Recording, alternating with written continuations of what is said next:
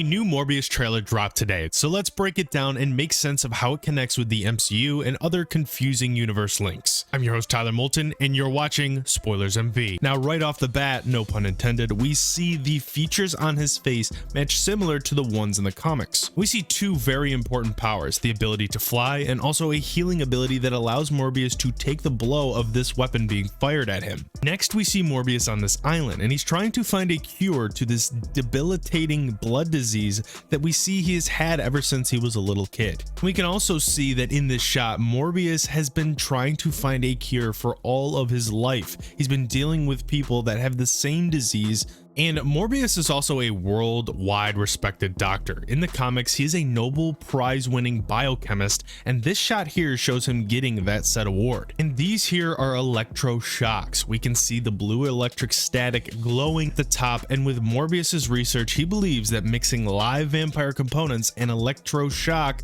into his bloodstream, this may cure his disease. But ultimately, it turns him into the pseudo-vampire that we see later on. Then we pan over to Tyrese Gibson, who tells us that Morbius has been later found on a container shipment run, which would also mean that he was left on that island with the assumption that he had died from the experiment. Then we see this building here, and it says Horizon on it. This is in fact one of the Horizon labs, and in the comics there are 7 of them, and Morbius is the lead scientist at lab number 6, which will for sure have many shots taken inside that lab. Morbius has new powers that allowed him to be aware of his surroundings from long distances, super strength, and even flight. When we see Morbius's eyes change, this could indicate that he also has the ability to hypnotize people if they look directly into his eyes for long enough. Because in the comics, he has this ability, but if an individual has sufficient willpower, they can resist and even overcome this power. Then we see the Amazing Spider-Man's Oscorp building, same look-alike logo and all. This is also where it gets super confusing because the building looks a little bit different than the one in TASM 2. So Morbius and Andrew Garfield are in the same universe, correct? Well, wait, the confusion doesn't stop there because we do have Morbius calling Venom by name in a joke towards the end of the trailer. Well, when you say that, then that would mean that Venom is in Morbius's world, and Venom is now just crossed over into the MCU with Tom Holland's Spider-Man in that post-credit scene. So let's just pause a minute. If your head is spinning right now, don't worry, you're not alone. Now this just could simply be nods to characters, but it's more likely that Sony and Marvel are trying to get all these characters connected in the MCU because these nods are just way too super specific. And the trailer may have you worried as to how they were doing this connection to the MCU, but remember, it's only a trailer and it's supposed to get you guessing and excited for this film. Then we have a shot of the Daily Bugle newspaper with crazy Easter eggs loaded onto it. So we have Morbius being outed publicly as a vampire, and at the top some stories: Rhino on the loose, zoo hoax